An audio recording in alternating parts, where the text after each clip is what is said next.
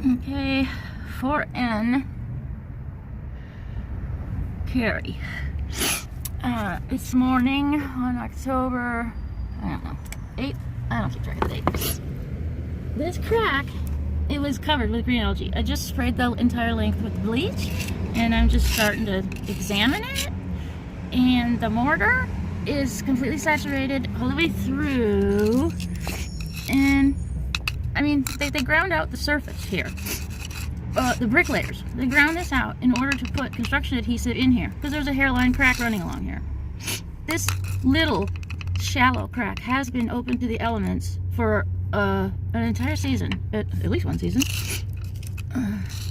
And it's saturated wet, and the mortar is falling apart. It's as though this has been in swampland. Like, not like completely underwater forever and ever, but the algae on the surface, you know, and all this mud. This mud is actually mortar sand. So it's dirt, algae, and mortar sand. But some of this crack, it's not supposed to be there. Look at this, is all just dying mortar. Okay, and then it stops about there, and I think things are more solid down here. This is the center. And then there's one door and the other door. It seems to be drier down here. And this is the biggest problem with 4N, is the middle. So there's water all along the middle. Look at all this. It's all... Okay, I think I know what's going on 4N. Yikes. Ugh. It's everything saturated up here. Yesterday it did not rain. There's no drainage up here along the wall below the windows. Nothing's moving. So water is collecting in here, and the mortar is just acting like a sponge, and it's just sucking it up. So this little shallow grinding that Best Brickmasters did, and they put construction adhesive, the same brand, it fell out. It fell out like last year sometime. And I've been waiting to come back up here and redo it, but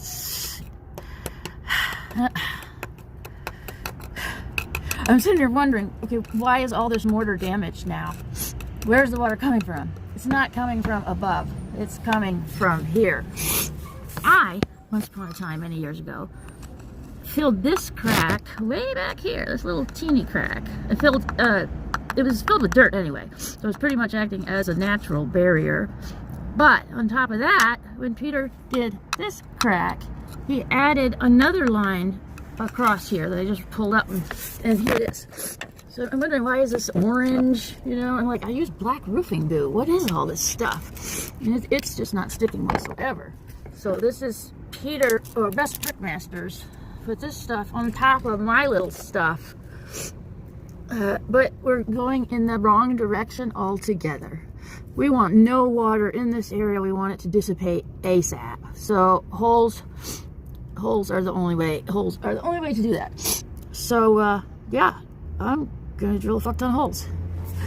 Happy hole day. Okay, it is October 8th. It's the end of the day, end of my work day on 4N, October 8th, 2019. I hope to edit together the before video. This is the current after on 4N. Before, this whole channel was filled with layers of goops.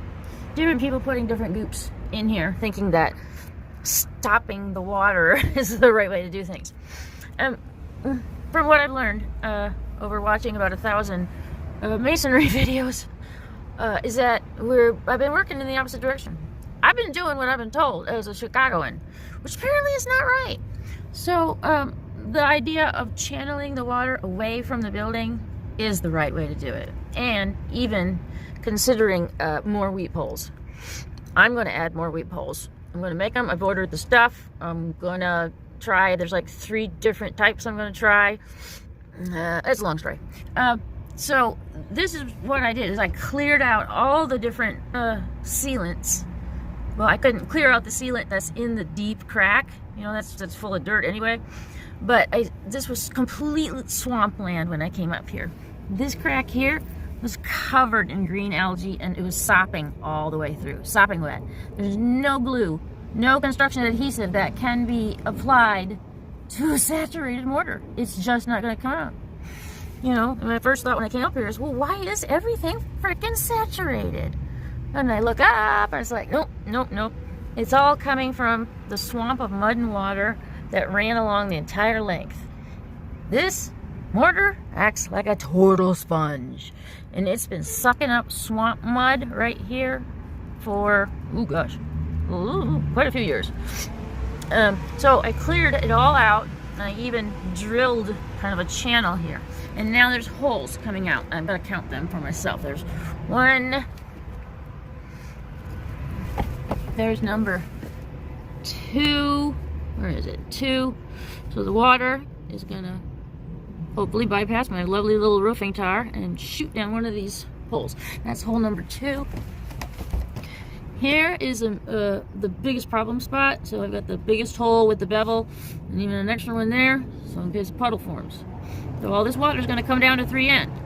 But I'm going to 3N from the underside of these with roofing goop, roofing tape, in a circle with a weep string into a gutter. And it works so amazing. So which hole are we on? This is hole 3. We're at the middle of the windows. Hole 3. And I'm going along looking. Oh, there's a lovely hole I drilled today. Nice, beveled out. I want the water to go into this channel here and pray it finds its way down the holes and not just back up the brick again. I'm not able to fill this mortar crack today because it is still wet. It's wet all the way through. And I'm going to do some weep strings. I ordered this stuff to do weep strings. I'm going to do some here. Oh shit, I lost count. 1, 2, 3, 4. This must be hole 5 then. And again, all this was washed, scrubbed, cleaned. Yes, of course I want to paint this, but he's just gonna put this grass back over it. And this stuff takes forever to dry. This is like, takes forever. So that was that 5? And then I broke every cobalt drill bit that I bought. Because it takes so long to drill the holes. I just went for it. So this is the plan. Eliminate the swamp, drain the swamp, and then down in 3N, I control where it goes with a circle around it and a string down into a gutter. Finally, this crack will have its first chance to dry, and I don't know how long. And so as soon as it dries, I'm going to come back and brush it out, vacuum it out. I'm going to use that same construction adhesive again and refill this. There's only one area that's really bad. Okay, so that's what's happening on the 4N side of the leak. What we're trying to do is stop the water from just completely acting like a sponge and sucking it up from wherever it can get it.